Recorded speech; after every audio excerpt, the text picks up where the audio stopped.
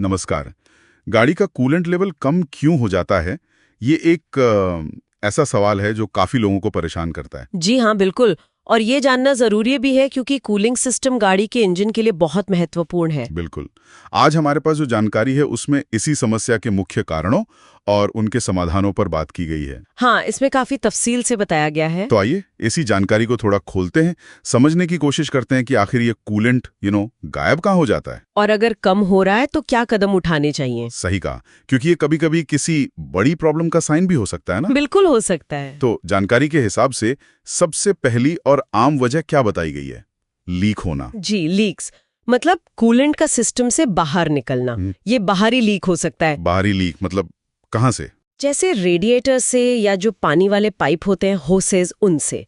Water pump से भी हो सकता है, हीटर कोर से, या फिर वो जो प्लास्टिक की बोतल होती है रेजर्वॉयर टैंक, उसमें दरार आ जाए तो। अच्छा, और इसके संकेत? गाड़ी के नीचे रंगीन पानी का धब्बा दिखना, हाँ। या कभी-कभी एक मीठी सी गंध भी आती है कूलेंट की। ये तो हुआ बाहरी लीक। हाँ, और बाहरी लीक वैसे पकड़ना फिर भी आसान होता है। ज्यादा चिंता की बात होती है आंतरिक लीक। आंतरिक लीक मतलब इंजन के अंदर ही लीक होना है? जी, इसमें क्या होता है कि हेड गैस्केट जो इंजन के हेड और ब्लॉक को सील करता है वो खराब हो जाता है। ओह।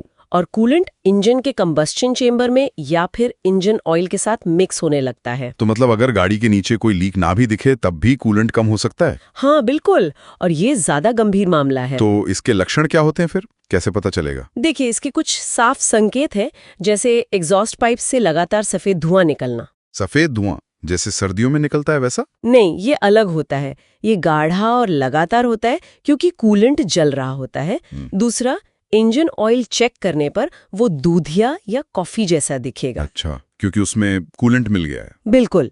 और तीसरा, इंजन बार बार ओवरहीट होगा, जरूरत से ज्यादा गर्म हो जाएगा। आपने हेड गैस्केट का जिक्र किया, ये तो वाकई बड़ी समस्या लग रही है। हाँ, ये गंभीर है क्योंकि कूलेंट सीधे सिलेंडर में पहुंच रहा है। इससे इंजन ठीक से चलेगा नहीं, मिसफायर करेगा।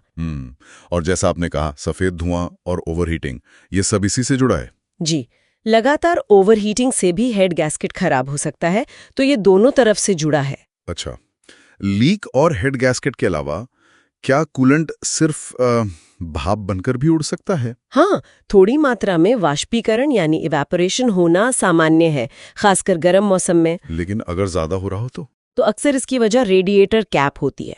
वो सिर्फ एक ढक्कन नहीं है, वो सिस्टम में प्रेशर बनाए रखता है। प्रेशर क्यों जरूरी है? प्रेशर से कूलेंट का बॉइलिंग पॉइंट बढ़ जाता है, मतलब वो ज्यादा तापमान पर भी उबलता नहीं। अगर कैप खराब है